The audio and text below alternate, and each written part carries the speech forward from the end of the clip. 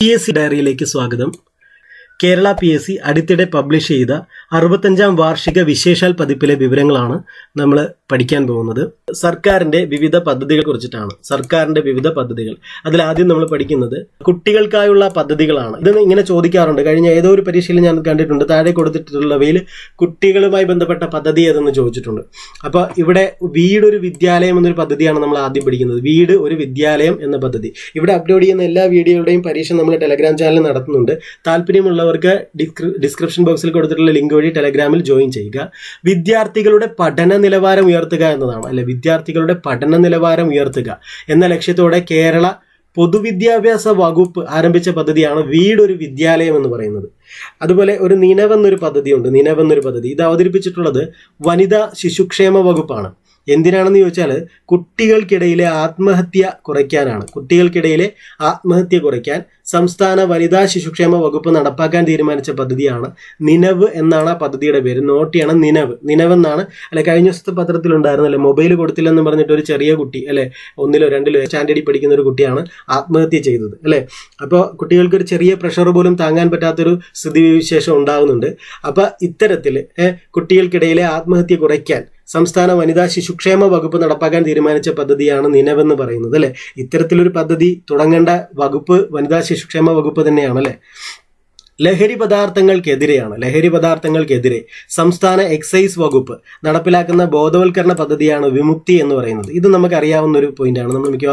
നമുക്കറിയാം വിമുക്തി എന്ന് പറയുന്നത് ലഹരി വിമോചന പദ്ധതിയാണ്, അല്ലെ. ലഹരി പദാർത്ഥങ്ങൾക്കെതിരെ സംസ്ഥാന എക്സൈസ് വകുപ്പ് നടപ്പിലാക്കുന്ന ബോധവൽക്കരണ പദ്ധതിയാണ് വിമുക്തി എന്ന് പറയുന്നത്. നമുക്ക് അറിയാവുന്ന ഒരു പോയിന്റാണ്. അടുത്തത് യോദ്ധാവ് എന്ന് പറയുന്നത് ഒരു ആപ്പാണെന്നറിയാം, അല്ലെ. ആപ്പ് യോദ്ധാവ് എന്തിന്റെ ആപ്പാണ്? കേരള സർക്കാർ, അല്ലെ. കേരള സർക്കാർ ആണ് ഇത് ലോഞ്ച് ചെയ്യുന്നത്, അല്ലെ. ലഹരി വിമുക്ത പ്രവർത്തനങ്ങൾക്ക് വേണ്ടിയിട്ട് പുറത്തിറക്കിയിട്ടുള്ള ആപ്പാണ് യോദ്ധാവ് എന്ന് പറയുന്നത്. അപ്പോൾ യോദ്ധാവ് എന്ന് പറയുന്നത് ഒരു ആപ്പാണ്, ആപ്ലിക്കേഷനാണ്, അല്ലെ. കേരള സർക്കാർ ലഹരി വിമുക്ത പ്രവർത്തനങ്ങൾക്കായി പുറത്തിറക്കിയ ആപ്പാണ് യോദ്ധാവ് എന്ന് പറയുന്നത്. ഇനിയുള്ളത് കുറച്ച് വളരെയധികം ശ്രദ്ധിക്കേണ്ട ഒരെണ്ണമാണ്. കൺഫ്യൂഷൻ വരാം, പക്ഷെ അതേപോലെ തന്നെ നമുക്ക് ചോദിച്ചാൽ മാർക്ക് സ്കോർ ചെയ്യാനും പറ്റും.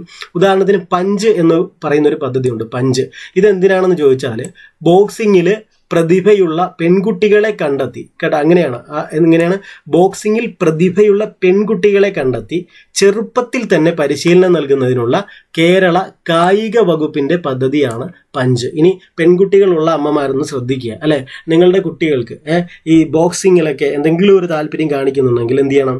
അവർ കായിക വകുപ്പിനൊരു പദ്ധതിയുണ്ട്, പഞ്ച് എന്നാണ് ആ പദ്ധതിയുടെ പേരെന്ന് നിങ്ങൾ മനസ്സിലാക്കി വെക്കുക, അല്ലെ. എന്നിട്ട് ആ പദ്ധതിയിൽ ചേർക്കാൻ പറ്റുമെങ്കിൽ ചേർക്കുക. അപ്പൊ എന്താണ്? ബോക്സിങ്ങിൽ പ്രതിഭയുള്ള പെൺകുട്ടികളെ കണ്ടെത്തി ചെറുപ്പത്തിൽ തന്നെ പരിശീലനം നൽകുന്നതിനുള്ള കേരള കായിക വകുപ്പിന്റെ പദ്ധതിയാണ് പഞ്ച് എന്ന് പറയുന്നത്. ഇത് കായിക വകുപ്പിന്റെ പദ്ധതിയാണ്. അടുത്ത ഒരെണ്ണമാണ് കിക്ക് ഓഫ് എന്ന് പറയുന്നത്. ഇത് ഫുട്ബോൾ കളിക്കാൻ ഫുട്ബോൾ ഇഷ്ടമുള്ള കുട്ടികളുള്ള മാതാപിതാക്കൾ ശ്രദ്ധിക്കുക, അല്ലെ. മാതാപിതാക്കളായിട്ടുള്ള ഉദ്യോഗാർത്ഥികൾ ശ്രദ്ധിക്കുക. ഫുട്ബോൾ പ്രതിഭകളെ സൃഷ്ടിക്കുന്നതിനുള്ള കേരള ഇതും സ്പോർട്സ് ഡിപ്പാർട്ട്മെന്റ് ആണ്. കേരള കായിക വകുപ്പിന്റെ പദ്ധതിയാണ് കിക്ക് ഓഫ് എന്ന് പറയുന്നത്. അപ്പൊ ബോക്സിംഗ് താല്പര്യമുള്ള പെൺകുട്ടികളുള്ള മാതാപിതാക്കൾ എന്ത് ചെയ്യും? അവരെ പഞ്ച് എന്നുള്ള പദ്ധതിയിൽ ചേർക്കാം. ഇനി ഫുട്ബോൾ താല്പര്യമുള്ള കുട്ടികളുള്ള മാതാപിതാക്കളാണെങ്കിൽ അവരെ കിക്ക് ഓഫ് എന്ന പദ്ധതിയിൽ ചേർക്കാം. ഇനി അടുത്തത് ബാസ്കറ്റ് ബോൾ കളിക്കാൻ താല്പര്യമുള്ള കുട്ടികളാണെങ്കിൽ അവരെ ഹൂപ്സ് എന്നൊരു പദ്ധതിയിൽ ചേർക്കാം. ഇതും ഏതാണ്? കായിക വകുപ്പിന്റെ പദ്ധതിയാണ്, അല്ലെ. അപ്പൊ punch boxing, kick off football, അതുപോലെ ബാസ്കറ്റ് ബോളിന്റെ ആണ് ഹൂപ്സ് എന്ന് പറയുന്നത്, ഹൂപ്സ്, അല്ലെ. ഇനി അടുത്തൊരു പദ്ധതി നമുക്ക് നോക്കാം. അത് 5 മുതൽ 12 വരെയുള്ള പ്രായത്തിലാണ്. 5 മുതൽ 12 വരെയുള്ള പ്രായവിഭാഗത്തിൽ കായിക അഭിരുചിയുള്ള കുട്ടികളെ കണ്ടെത്തി, അതായത് സ്പോർട്സിൽ താല്പര്യമുള്ള കുട്ടികളെ കണ്ടെത്തി പരിശീലനം നൽകുന്നതിനുള്ള കേരള കായിക വകുപ്പിന്റെ പദ്ധതിയാണ് സ്പ്രിന്റ് എന്ന് പറയുന്നത്, അല്ലെ. ഇനിയിപ്പോൾ നിങ്ങളുടെ കുട്ടികൾക്ക് എന്തെങ്കിലും ഒരു സ്പോർട്സ് ആക്ടിവിറ്റീസിൽ താല്പര്യം ഉണ്ടെന്ന് വിചാരിക്കുക. സ്പോർട്സിലാണ് താല്പര്യം എന്ന് കണ്ടു കഴിഞ്ഞാൽ നിങ്ങൾക്ക് ഏത് പദ്ധതിയിലേക്ക് മെമ്പർഷിപ്പ് എടുക്കാം? സ്പ്രിന്റ് എന്ന് പറയുന്ന ഒരു പദ്ധതിയിലേക്ക് മെമ്പർഷിപ്പ് എടുക്കാം, അല്ലെ. സ്പ്രിന്റ്. അപ്പൊ നമ്മൾ ഇവിടെ പഠിച്ച ഒരു 3 പദ്ധതി ഇതാണ്. ഒന്ന് പഞ്ച്, അത് ബോക്സിംഗിൽ പ്രതിഭയുള്ള പെൺകുട്ടികളെ കണ്ടെത്തി പരിശീലനം എടുക്കുന്ന സ്പോർട്സ് വകുപ്പിന്റെയാണ്. അതേപോലെ കിക്ക് ഓഫും സ്പോർട്സ് വകുപ്പിന്റെ തന്നെയാണ്. അതെന്താണ്? ഫുട്ബോളിൽ താല്പര്യമുള്ള കുട്ടികൾക്ക് വേണ്ടിയിട്ടാണ് കിക്ക് ഓഫ്. ഇനി ബാസ്കറ്റ് ബോളിൽ താല്പര്യമുള്ള കുട്ടികൾക്ക് വേണ്ടിയിട്ട് ഹൂപ്സ് ആണ്, അല്ലെ. ഹൂപ്സ് എന്ന പദ്ധതി അതും സ്പോർട്സ് വകുപ്പാണ്. ഇനി എന്തെങ്കിലും ഒരു സ്പോർട്സ് ആക്ടിവിറ്റീസിൽ താല്പര്യം ഉണ്ടെങ്കിലോ സ്പ്രിന്റ് എന്ന് പറയുന്ന ഒരു പ്രോഗ്രാമിൽ ചേർക്കാവുന്നതാണ്, അല്ലെ. ഇനിയിപ്പോൾ അടുത്തൊരു നോക്കുക. അക്കാദമിക മികവിനൊപ്പം വിദ്യാർത്ഥികളിൽ സാമൂഹിക ഉണർവ് കൂടി വളർത്താനും മാനസിക പിരിമുറുക്കം, അല്ലെ, ടെൻഷൻ ലഘൂകരിക്കാനും വേണ്ടി സംസ്ഥാന വിദ്യാഭ്യാസ വകുപ്പ് ആരംഭിച്ച പദ്ധതിയാണ് സഹിതം എന്ന് പറയുന്നത്. ചുരുക്കി പറഞ്ഞാൽ ഒരു കുട്ടിയെ മികച്ച ഒരു കുട്ടിയാക്കി മാറ്റുന്നതിനുള്ള ഒരു പദ്ധതിയാണ് അല്ലെ. അക്കാദമിക് മികവിനൊപ്പം വിദ്യാർത്ഥികളിൽ സാമൂഹിക ഉണർവ് കൂടി അല്ലെ, അതായത് സോഷ്യൽ കമ്മിറ്റ്മെന്റ് ഒക്കെ കൂടെ ഉണ്ടാക്കിയെടുത്തുകൊണ്ട് ടെൻഷനൊക്കെ കുറച്ചുകൊണ്ട് അവരെ ഒരു മികച്ച ഒരു കുട്ടിയാക്കി, മികച്ച ഒരു വിദ്യാർത്ഥിയാക്കി മാറ്റുന്നതിനുള്ള സംസ്ഥാന വിദ്യാഭ്യാസ വകുപ്പ് ആരംഭിച്ച പദ്ധതിയാണ് സഹിതം എന്ന് പറയുന്നത്. ഇനി അടുത്തത് യെല്ലോ ലൈൻ എന്നാണ് അല്ലെ. യെല്ലോ ലൈൻ അല്ലെ, ലക്ഷ്മണ രേഖ എന്ന് പറഞ്ഞ പോലെ ഒരു രേഖയാണ് യെല്ലോ ലൈൻ അല്ലെ. എന്തിനാണ് ഈ യെല്ലോ ലൈൻ വരച്ചിട്ടിരിക്കുന്നത് നമുക്ക് നോക്കാം. ഇതൊരു പദ്ധതിയുടെ പേരാണ് കേട്ടോ, യെല്ലോ ലൈൻ എന്ന് പറയുന്നത്. അപ്പൊ എന്താണ്? വിദ്യാലയ പരിസരങ്ങൾ പുകയില വിമുക്തമാക്കുക എന്ന ഉദ്ദേശത്തോടെയാണ് ഈ യെല്ലോ ലൈൻ. അപ്പൊ വിദ്യാലയ പരിസരങ്ങളിൽ ലഹരി ഇല്ല എന്ന് ഉറപ്പാക്കാൻ ഒരു യെല്ലോ ലൈൻ വരച്ചു എന്നൊക്കെ ആലോചിക്കുക അല്ലെ. യെല്ലോ ലൈൻ പദ്ധതി വിദ്യാലയ പരിസരങ്ങൾ പുകയില വിമുക്തമാക്കുക എന്ന ലക്ഷ്യത്തോടെ കേരളത്തിൽ ആരംഭിച്ച പദ്ധതിയാണ് യെല്ലോ ലൈൻ എന്ന് പറയുന്ന പദ്ധതി. ഇനി അടുത്ത ഒരു പദ്ധതി നമുക്ക് നോക്കാം. ബാലവേല. കണ്ടല്ലോ, ഒരു കുട്ടി അല്ലെ, കുട്ടിയാണ് അല്ലെ, കുട്ടി എന്തോ ബാലവേല ചെയ്യാണ്. ബാലവേല ചൂഷണം ബാലഭിക്ഷാടനം അല്ലെ. ബാലവേല ചൂഷണം ബാലഭിക്ഷാടനം തുടങ്ങിയവ തടയുന്നതിനായി കേരള സംസ്ഥാന വനിതാ ശിശു വികസന വകുപ്പ് ആരംഭിച്ച പദ്ധതിയാണ് ശരണബാല്യം എന്ന് പറയുന്ന പദ്ധതി അല്ലെ. ശരണബാല്യം എന്താണ്? ബാലവേല, ബാലചൂഷണം, ബാലഭിക്ഷാടനം തുടങ്ങിയവ തടയുന്നതിനായി കേരള സംസ്ഥാന വനിതാ ശിശു വികസന വകുപ്പ് ആരംഭിച്ച പദ്ധതിയാണ് ശരണബാല്യം എന്ന് പറയുന്ന പദ്ധതി. 1 മുതൽ 10 വരെ ക്ലാസ്സുകളിൽ പഠിക്കുന്ന കുട്ടികൾക്ക് പരിസ്ഥിതി സംരക്ഷണത്തെക്കുറിച്ച് ബോധവൽക്കരണം നടത്തുന്നതിന് ഒരു വൃക്ഷത്തൈ വീതം നൽകുന്ന സർക്കാർ പദ്ധതിയാണ് എൻ്റെ മരം എന്ന് പറയുന്ന പദ്ധതി. ഇത് നമ്മൾ പദ്ധതികൾ പഠിക്കുമ്പോൾ നമ്മൾ ആദ്യം തൊട്ടേ പഠിച്ചിട്ടുള്ള ഒരു പോയിന്റാണ് അല്ലെ. എന്താണ്? 1 മുതൽ 10 വരെ ക്ലാസ്സുകളിൽ പഠിക്കുന്ന കുട്ടികൾക്ക് പരിസ്ഥിതി സംരക്ഷണത്തെക്കുറിച്ച് ബോധവൽക്കരണം നടത്തുന്നതിന് ഒരു വൃക്ഷത്തൈ വീതം നൽകുന്ന സർക്കാർ പദ്ധതിയാണ് എൻ്റെ മരം എന്ന് പറയുന്ന പദ്ധതി. വിദ്യാലയങ്ങളിൽ ചുരുങ്ങിയ സ്ഥലത്ത് ചെറുവനങ്ങൾ വളർത്തിയെടുക്കുന്ന വനം വകുപ്പിന്റെ പദ്ധതിയാണ് വിദ്യാവനം എന്ന് പറയുന്നത്. അപ്പൊ രണ്ടും സ്കൂളുകളിൽ തന്നെ കേന്ദ്രീകരിച്ചിട്ടാണ്. വ്യത്യാസമുണ്ടല്ലേ, ഒന്ന് വിദ്യാർത്ഥികളെ അടിസ്ഥാനമാക്കിയാണെങ്കിൽ 2 സ്കൂളിനെ അടിസ്ഥാനമാക്കിയാണ് അല്ലെ. എൻ്റെ മരം എന്ന് പറയുന്ന പദ്ധതിയിൽ എന്താണ് ചെയ്യുന്നത്? അത് 1 മുതൽ 10 വരെ ക്ലാസ്സിൽ പഠിക്കുന്ന കുട്ടികൾക്ക് അവർക്ക് പരിസ്ഥിതിയെ കുറിച്ചിട്ടൊക്കെ ഒരു പരിസ്ഥിതി സംരക്ഷണത്തെക്കുറിച്ച് ഒരു ബോധവൽക്കരണം നടത്തുന്നതിന് വേണ്ടിയിട്ട് ഒരു വൃക്ഷത്തൈ നൽകി അവരെ കൊണ്ട് മരം നടിക്കൽ പരിപാടിയാണ് എൻ്റെ മരം എന്ന് പറയുന്നത്. ഇനി വിദ്യാവനം എന്ന് പറയുന്നത് വിദ്യാലയങ്ങളിൽ നടക്കുന്ന കാര്യമാണ്. വിദ്യാലയങ്ങളിൽ ചെറിയ സ്ഥലങ്ങൾ, ചുരുങ്ങിയ സ്ഥലത്ത് ചെറിയ വനങ്ങളൊക്കെ ചെറിയ വനങ്ങളൊക്കെ ക്രിയേറ്റ് ചെയ്തെടുക്കുന്ന ഒരു വനം വകുപ്പിന്റെ പദ്ധതിയാണ് അല്ലെ. ഇത് വനം വകുപ്പിന്റെ പദ്ധതിയാണ്. എന്ത്? വിദ്യാലയത്തിൽ നടക്കുന്ന വിദ്യാവനം എന്ന് പറയുന്നത് അല്ലെ. വനം വകുപ്പിന്റെ പദ്ധതി വിദ്യാവനം. വിദ്യാലയങ്ങളിൽ നടക്കുന്ന വനം വകുപ്പിന്റെ പദ്ധതി എന്ന് ആലോചിച്ചാൽ മതി. വിദ്യാവനം അല്ലെ. വിദ്യാലയങ്ങളിലെ വനം വകുപ്പ് നടത്തുന്ന പദ്ധതിയാണ് വിദ്യാവനം. അടുത്തത് സ്പ്ലാഷ് എന്നാണ്. സ്പ്ലാഷ് കേരള കായിക വകുപ്പ് തന്നെയാണ് അല്ലെ. നീന്തൽ പരിശീലനം, അതാണ് സ്പ്ലാഷ് എന്ന് പറയുന്നത് കേട്ടോ. നീന്തൽ. അപ്പൊ എന്താണ്? നീന്തൽ പരിശീലനത്തിനാണ്. അത് നിങ്ങൾ ഓർത്തിരിക്കുക. നമ്മൾ അല്ലെ ഫുട്ബോൾ പഠിച്ചു അല്ലെ, ഇപ്പൊ നമ്മൾ ബോക്സിംഗ് പഠിച്ചു, ബാസ്കറ്റ് ബോൾ പഠിച്ചു. ഇപ്പൊ പറയുന്നത് നീന്തലാണ്. നീന്തലിന് വേണ്ടിയിട്ടുള്ള പദ്ധതിയാണ് സ്പ്ലാഷ് പദ്ധതി എന്ന് പറയുന്നത്. ഇനി അടുത്ത ഒരു പോയിന്റ് നമുക്ക് നോക്കാം.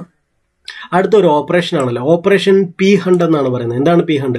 സൈബർ ഇടങ്ങളിൽ കുട്ടികളുമായി ബന്ധപ്പെട്ട അശ്ലീല ദൃശ്യങ്ങൾ അല്ലെ, ചൈൽഡ് പോണോഗ്രഫി, അശ്ലീല ദൃശ്യങ്ങൾ കണ്ടെത്താൻ കേരള സൈബർ പോലീസ് ആവിഷ്കരിച്ച പദ്ധതിയാണ് ഓപ്പറേഷൻ പി ഹണ്ട് എന്ന് പറയുന്നത്. കുട്ടികളുമായി